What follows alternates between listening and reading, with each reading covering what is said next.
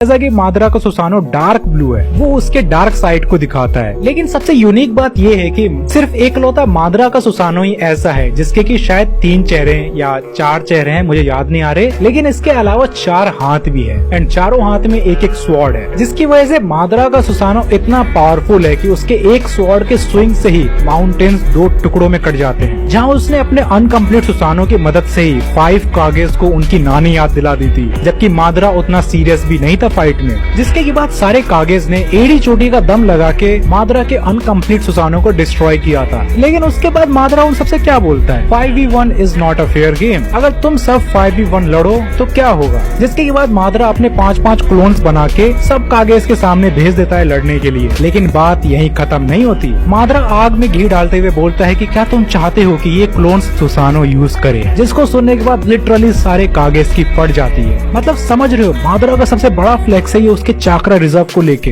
Because अगर हम बात करें कि एक सुसानो को क्रिएट करने के लिए कितना चाक्रा लगता है, तो इताची अगर अपने पूरे चाक्रा रिजर्व को लगा दे तब जाके वो एक ट्रू सुसानो को समन कर पाएगा। और अगर उसका ट्रू सुसानो को डिस्ट्रॉय कर देता है तो उसके बाद वो उसे समन नहीं कर पाएगा। लेकिन माद्रा ने कई बार फाइट में सुसानो को समन किया, डिस्ट्रॉय किया, डिसॉल्व किया, फिर समन किया। हाँ, मैं जानता हूँ कि उस वक्त वो रीइनकार्नेटेड वर्जन में था, बट उसके अलावा भी माद्रा के पास बहुत बड़ा चाक्रा रिजर्व है, जहाँ उसके और हाशिरामा के फाइट में वो दोनों लगातार 3 दिन तक लड़ते ही रहे थे। पर दी 4th ग्रेट निंजा वॉर में जब उसके पास 6th पाथ की पावर्स आ गई थी तो उसने सुसानो को फिर कभी यूज नहीं किया। इसलिए उसके सुसानो की ट्रू पावर हमें कभी दिखी नहीं।